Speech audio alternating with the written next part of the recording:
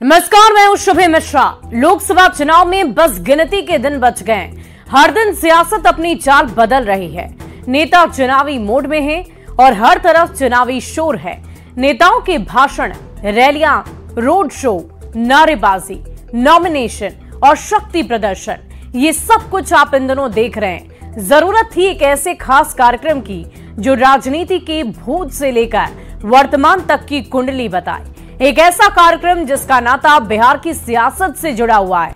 हम बात कर रहे हैं उस परिवारवादी सियासत की जो परंपरा के नाम पर, वंश के नाम पर चली आ रही है। और उसी वंश की बात अपने शो में हम आज करेंगे और हम बताएंगे कहानी अलग अलग सियासी परिवारों के वंशों की।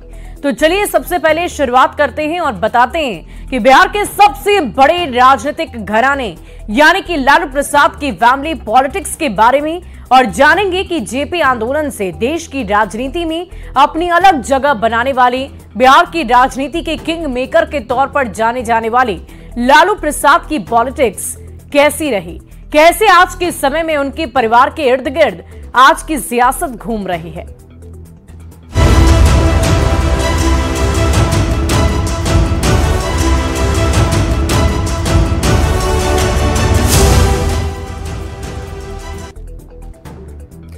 और लालू प्रसाद यादव देश की सियासत में एक ऐसा नाम है जिनकी नीतियों से भले ही आप असहमत हो, इनके कार्यकाल की भले ही आपने बहुत आलोचना की हो या कर रहे हैं, लेकिन बिहार या देश की सियासत में इनका कद इतना बड़ा है कि इन्हें नजरअंदाज नहीं किया जा सकता है। एक वक्त था जब लालू प्रसाद बिहार की राजनीति के केंद्र हुआ करते थे। लंबे संघर्ष के बाद ये मुकाम हासिल करने वाले लालू प्रसाद ने बिहार की सियासत को इस तरह से अपने इशारे पर नचाया कि आज उनका परिवार बिहार की राजनीति का केंद्र बना हुआ है। तुम्हारे पास परिवार नहीं है और तुम हिंदू भी नहीं है। सब पार्टी का कूड़ा जाकर के बीजेपी में चला जा रहा है।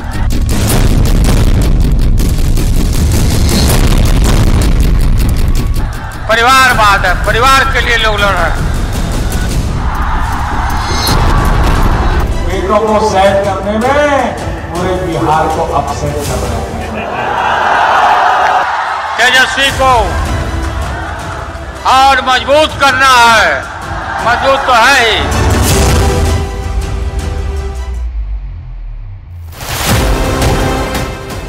बिहार की राजनीति का सबसे बड़ा परिवार एक ऐसा परिवार जो बिहार की राजनीति के केंद्र में करीब 3 दशक से बना हुआ है। ये बिहार का चुनाव नहीं है, यह देश का चुनाव हो रहा है। देश का चुनाव पूछ रहा है दिल्ली के अखबार वाले लोग। आई को जवाब बिहार की जनता दे दिया, पूरा हार है। राष्ट्रीय जनता दल की कमान लालू से होते हुए तेजस्वी तक आ चुकी है।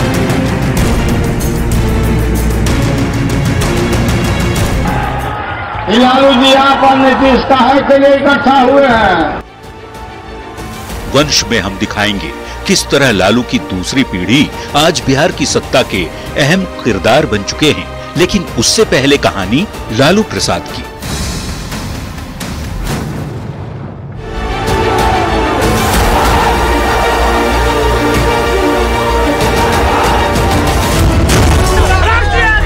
King maker. लालू को स्मार्ट सिटी नहीं चाहिए, स्मार्ट गांव चाहिए, स्मार्ट गांव चाहिए हमारा। लागल लागल झुलनिया में धक्का बोलम कलकत्ता चला।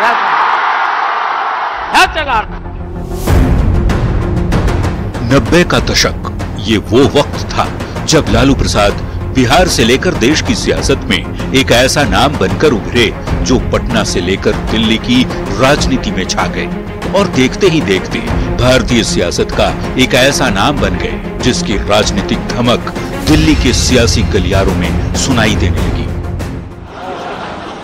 तुम अगर मुझको लेता हो तो कोई बात नहीं, तुम किसी और को चाहोगे तो मुश्किल होगी।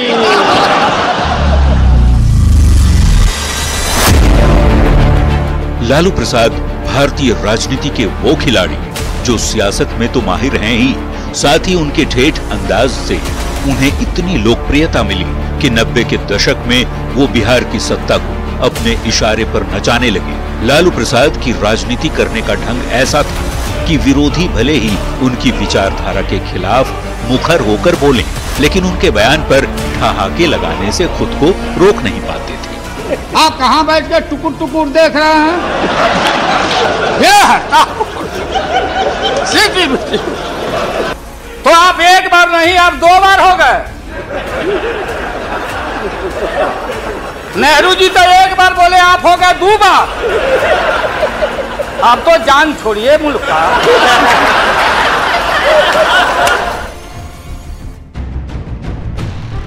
लालू प्रसाद का जन्म बिहार के गोपालगंज जिले के फुलवरिया गांव में हुआ। उनका शुरुआती जीवन संघर्षों से भरा रहा। कहते हैं एक वक्त ऐसा भी था जब पटना के वेटरनरी कॉलेज के एक कमरे में उनका पूरा परिवार रहता था। लालू आज उम्र के उस पड़ाव पर हैं जहां सक्रिय राजनीति में उनका दखल बेहद कम हो गया है, लेकिन अपने जीवन में उन्होंने वो सियासी मुकाम हासिल किया कि अपने दोनों बेटों, बेटी और अपनी पत्नी का नाम राजनीतिक पटल पर अमिट कर दिया। आज उनके विरासत की कमान उनके छोटे बेटे तेजस्वी यादव के हाथ में है, जो इन दिनों उन्हीं की तरह सिर पर पगड़ी बांधकर अपने विरोधियों को ललकारते नजर आते हैं। जब नीतीश कुमार जी से बिहार चलने वाला नहीं है, मुख्यमंत्री जी के पास कोई विजन नहीं है। कि अगर सोचते हो कि लालू जी को जेल में बंद करके अपने मंसूबे में कामयाब हो जाएंगे तो ये गलत फहमी मत पालना।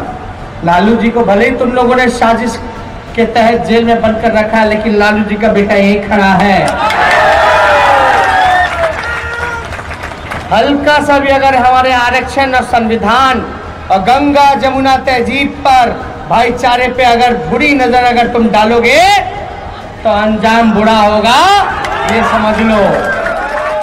अगर फिर भी नहीं मानते हो तो आ जाओ, माँ का दूध पियो तो फरिया लेते हैं। राष्ट्रीय जनता दल की स्थापना लालू प्रसाद ने की थी, लेकिन आज उसकी कमान उनके छोटे बेटे तेजस्वी यादव के हाथों में है और उनके साथ कदम से कदम मिलाकर बड़े बेटे तेज प्रताप यादव बखूबी अपने भाई का साथ दे रहे हैं। जबकि बड़ी बेटी मीसा भारती राज्यसभा सांसद हैं। आज भले ही लालू प्रसाद के बेटे और बेटी अलग अलग पदों पर रहकर सत्ता का स्वाद चख रहे हैं, लेकिन इस पूरे साम्राज्य को बनाने के लिए लालू प्रसाद ने लंबा संघर्ष किया।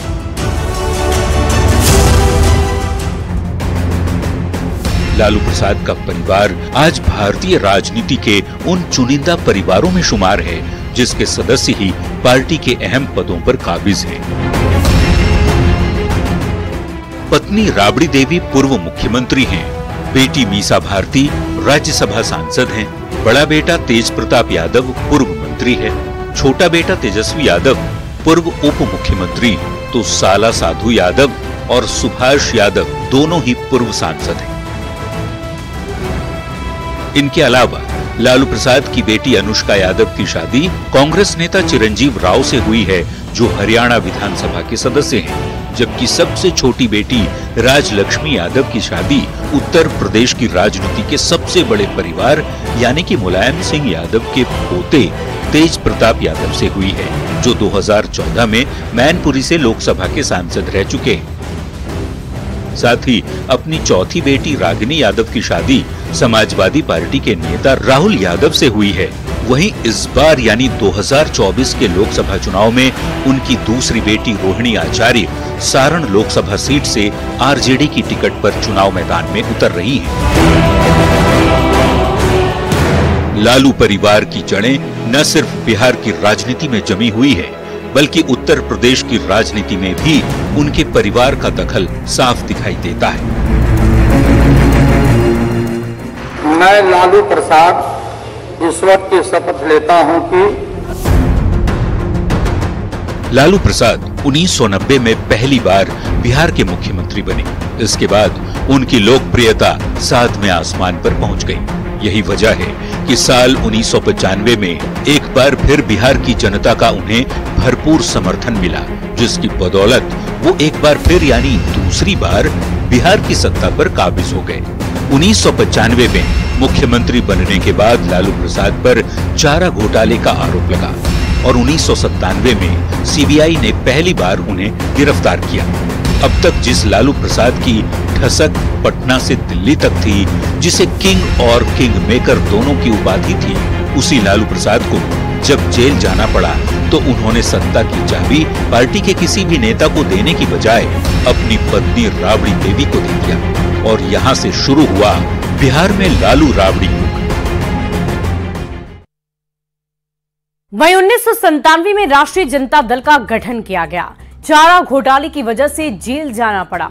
गिरफ्तार होने पर पत्नी राबड़ी को बनाया सीएम और साल 2004 में रेल मंत्री खुद बने लालू प्रसाद यादव। साल 2005 में बिहार की सत्ता से बाहर हो गए थे लालू प्रसाद। ईश्वर की शपथ लेती हूँ।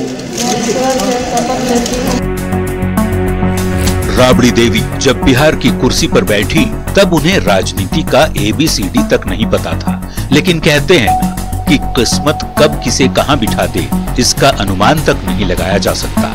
हुआ भी वही। घर का चूल्हा चौका संभालने वाली राबड़ी देवी अब बिहार की मुख्यमंत्री बन चुकी थी। एक मीटिंग होती है, मीटिंग बुला के लाता है और साधु खुद नहीं बोलते हैं और किसी और नेता से कहलवाते हैं कि एक नाम है हमारे पास। मीटिंग होती है तो सब पूछता है कौन है, कौन कौन है। वो जाता है कि राबड़ी देवी। तो एक ऐसा नाम बोला कि उस नाम पर कोई आदमी नो नहीं कर सके।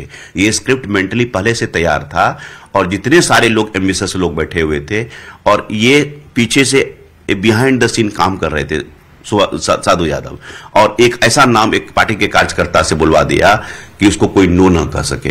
तब तक राबड़ी देवी को सचमुच में ये पता नहीं था कि मैं बनने वाली हूँ। करीब 15 सालों तक बिहार की कुर्सी लालू राबड़ी के इर्द गिर्द घूमती रही, लेकिन 2005 में लालू को बिहार विधानसभा चुनाव में बड़ी हार का सामना करना पड़ा और बिहार में नीतीश राज की शुरुआत हुई। इधर लालू की सियासी नैया डगमगा रही थी, उधर उनके छोटे बेटे तेजस्वी यादव क्रिकेट के मैदान पर संघर्ष कर रहे थे। तेजस्वी यादव का क्रिकेट में शुरुआती सफर ठीक ठाक रहा। साल 2008 में जब IPL की शुरुआत हुई तो तेजस्वी का चयन दिल्ली डेयरडेविल्स में हुआ, लेकिन कभी भी उन्हें मैदान में उतरकर अपना करिश्मा दिखाने का मौका नहीं मिला।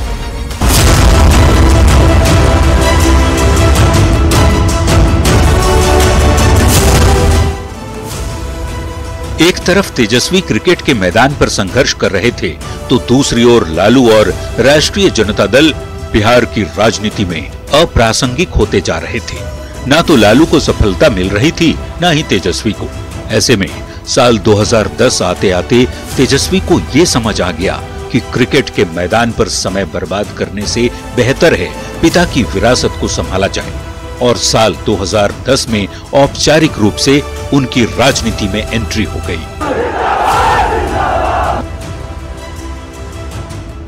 लालू प्रसाद यादव जो विपरीत परिस्थिति में थे तो जिस समय उनको जेल जाना पड़ा, उसके बाद की जो स्थिति आप देखिएगा वो ऐसी परिस्थिति बनी कि तेजस्वी प्रसाद यादव हो या तेज प्रताप हो, दोनों बेटों को कहीं न कहीं स्पेस मिलता हुआ दिखाई पड़ा। उसके बाद ही वह राजनीति में उसको सेट करने की बात कहा जाए या फिर कही जाए या फिर वो परिस्थिति जन्य जो डेवलपमेंट हुआ उसके चलते बने।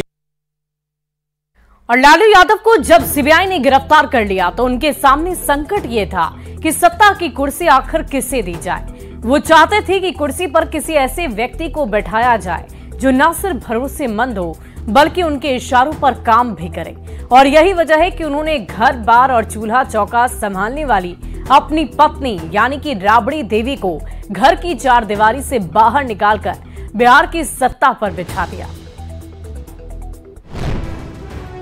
तारीख 15 मई 2013। जगह पटना का ऐतिहासिक गांधी मैदान। परिवर्तन रैली में लाखों की भीड़ के सामने लालू प्रसाद दोनों बेटों को राजनीति में ग्रैंड एंट्री दिलवाते हैं। तेजस्वी को और मजबूत करना है मौजूद तो है ही। यशवी प्रसाद यादव सत्यनिष्ठा से प्रतिज्ञान करता हूं कि मैं विधि द्वारा स्थापित भारत के संविधान के प्रति। वैसे तो लालू प्रसाद की 7 बेटी और 2 बेटे हैं, लेकिन राजनीति में बड़ी बेटी मीसा भारती और दोनों बेटे तेजस्वी यादव और तेज प्रताप यादव सक्रिय हैं। लालू प्रसाद किसी भी तरह से अपने बेटे को राजनीति में सेट करना चाहते थे, बस उन्हें मौका नहीं मिल रहा था। लेकिन साल 2013 में जेडीयू और बीजेपी का गठबंधन टूटते ही लालू को उम्मीद की एक किरण दिखी और साल 2015 का विधानसभा चुनाव आरजेडी और जेडीयू ने मिलकर लड़ा। इस चुनाव में महागठबंधन को पूर्ण बहुमत मिली और पहली बार तेजस्वी यादव और तेज प्रताप यादव विधायक चुने गए। तेजस्वी यादव को मंत्रालय के साथ तब डिप्टी सीएम का पद भी मिला।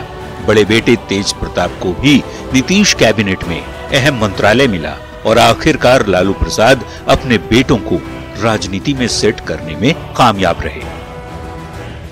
लालू जी की तो मजबूरी मैं जानता हूं, क्योंकि उनके लिए तो पिछली बार बेटी को बेचारी को सेट करने की कोशिश की, नहीं कर पाई। अब बेटों को सेट करने में लगे हैं। बेटों को सेट करने में पूरे बिहार को अपसेट कर रहे हैं। लालू प्रसाद भले ही आज भी आरजेडी के अध्यक्ष हैं, लेकिन पार्टी के तमाम फैसले छोटे बेटे तेजस्वी यादव ही लेते हैं। तेजस्वी यादव ने जिस तरह से राजनीतिक सूझबूझ के जरिए बिहार में पार्टी को संभाला है, उसी का नतीजा है कि लालू ने बड़ी बेटी मीसा भारती और बड़े बेटे तेज प्रताप की जगह तेजस्वी को अपना सियासी वारिस घोषित कर दिया। पहले तो लगता था कि बहुत सारे लोग सवाल उठाते थे कि एजुकेशनल क्वालिफिकेशन नहीं है, तो बता दिया कि किसी पार्टी या संस्थान को मजबूती से संभालने के लिए, काम करने के लिए एजुकेशनल क्वालिफिकेशन की कोई ज़रूरत नहीं है। एक्सपीरियंस की ज़रूरत है, जानकारी की ज़रूरत है, नॉलेज की ज़रूरत है। उसमें खरा उतरा। उसके पिता भी बड़ी खुश होंगे कि हमारा बेटा पूरा संभाल लिया। तेजस्वी यादव जिस तरह की राजनीति कर रहे हैं, उसे देखकर राजनीति के जानकार भी कहते हैं कि वो अपने पिता के नक्शे कदम पर चल रहे हैं। यानी कि जिस तरह से लालू प्रसाद ठेठ अंदाज में जनसभा को संबोधित करते थे, ठीक उसी तरह से तेजस्वी यादव भी भरी सभा में जब हुंकार भरते हैं तो भीड़ को संभालना मुश्किल हो जाता है। यही गांधी मैदान है, यहाँ राजनीतिक रैलियां तो होती थी, लेकिन जब तेजस्वी 17 महीने सरकार में था तो नौकरी का भी रैला। इसी मैदान से एक साथ 2 लाख लोगों को हमने नियुक्ति पत्र बंटवाया था। निश्चित तौर पर आरजेडी का भविष्य अब तेजस्वी यादव के हाथों में है और अब तो साफ हो चुका है कि लालू के बाद अगर सही मायने में कोई लालू के सियासी विरासत का असली वारिस है तो वो तेजस्वी यादव ही हैं। लेकिन इतना तो साफ है कि जिस तरह से लालू ने बिहार में वंशवाद की जड़ें जमाई हैं, उसे उखाड़ फेंकना फिलहाल असंभव जैसा दिखता है। और इसी बीच एक बड़ी खबर का रुख कर लेते हैं। पटना से बड़ी खबर, कैंसर की बीमारी से जूझ रहे सुशील मोदी से मुलाकात करने पहुंचे बिहार के मुख्यमंत्री नीतीश कुमार। सुशील मोदी के आवास पर जाकर उन्होंने उनके स्वास्थ्य की जानकारी ली है और डिप्टी सीएम सम्राट चौधरी और संजय झा भी उनके साथ मौजूद थे। सुशील मोदी के इलाज की विस्तृत जानकारी ली गई है। सुशील मोदी के शीघ्र स्वस्थ होने की कामना बिहार के मुख्यमंत्री नीतीश कुमार ने की है। इस वक्त की बड़ी खबर आपको बता रहे हैं, बिहार के मुख्यमंत्री नीतीश कुमार ने सुशील मोदी से मुलाकात की है और उनके स्वास्थ्य और इलाज की विस्तृत जानकारी ली। साथ ही साथ उनके शीघ्र होने की कामना की है, स्वस्थ होने की कामना की है, ताकि वो जल्द से जल्द ठीक हो सके। और महागठबंधन में शामिल होने के बाद वीआईपी पार्टी के प्रमुख मुकेश सहनी चुनावी अभियान में जुट गए हैं। मुकेश सहनी ने न्यूज 18 से बातचीत करते हुए कहा कि बीजेपी ने उन्हें रोड पर लाकर रख दिया, लेकिन एक बार फिर वो मजबूती से महागठबंधन के पक्ष में वोट मांग रहे हैं। मुकेश सहनी ने कहा कि निषाद समाज को रिजर्वेशन दिलाने के लिए उनकी पार्टी बनी है। अब यही मुद्दा है कि निषाद समाज को रिजर्वेशन मिले। मुकेश सहनी ने पीएम पर झूठा आश्वासन देने का आरोप लगाया। मुकेश सहनी की पार्टी गोपालगंज, मोतिहारी, झंझारपुर सीट पर चुनाव लड़ेगी। मुकेश सहनी ने कहा कि 1 से 2 दिन में उम्मीदवार के नाम की घोषणा कर देंगे। मुकेश सहनी से बातचीत की है संवाददाता रजनीश कुमार ने। वीआईपी प्रमुख मुकेश सहनी महागठबंधन से हाथ मिलाने के बाद इलेक्शन कैंपेन में जुट गए हैं। सीधी बातचीत करते हैं, हमारे साथ मुकेश सहनी खुद हैं। अब लग रहा है कि चुनाव प्रचार में भी जुट गए हैं, क्या तैयारी है? नहीं, एकदम मजबूती से तैयारी तो पिछले 2 साल से, जब से भाजपा हमें रोड पे लाए तब से अब तक हम रोड पे ही हैं, अपने लोगों के बीच में थे। संकल्प यात्रा के माध्यम से एक एक निषाद के घर पे जाके उनके हक अधिकार की बात करके उनके अपने हक अधिकार, अपने बच्चे के भविष्य के लिए लड़ाई लड़ने के लिए प्रेरित किया और रोड पे ही मैं था। और अभी भी फिर प्रचार हो रहा, तो निश्चित तौर पर चुनाव का जो बिगुल फूंक चुका है, तो इसमें प्रचार में लगे हुए हैं। जो हमारी पार्टी है वो एक आंदोलन से बनी हुई पार्टी है। निषाद समाज को रिजर्वेशन दिलाने के लिए ही हमारी पार्टी बनी। पहले तो निषाद विकास संघ सामाजिक संगठन बनाया, उसके बाद पॉलिटिकल पार्टी बना। अब मजबूती उसके हक अधिकार की लड़ाई लड़े कि अगर बंगाल में निषाद समुदाय को आरक्षण है एससी का, या दिल्ली में निषाद समाज के सभी उपजाति को एससी का आरक्षण है, तो बिहार हो या उत्तर प्रदेश या झारखंड में क्यों नहीं, जबकि बिहार, बंगाल, उड़ीसा पहले एक ही राज्य हुआ करता था। तो इसके लिए माननीय प्रधानमंत्री से आग्रह हमेशा करते रहे, लड़ाई लड़ते रहे, और उनको जब भी जरूरत पड़ा, चाहे 2014 में, 2015 में या 2020 में, हमेशा देश के प्रधानमंत्री जी, गृह मंत्री जी हमेशा वादा किए कि हम आपका समस्या। और फिलहाल इस बुलेटिन में अभी के लिए बस इतना ही, लेकिन न्यूज़ 18 बिहार झारखंड पर खबरों का सिलसिला लगातार जारी है।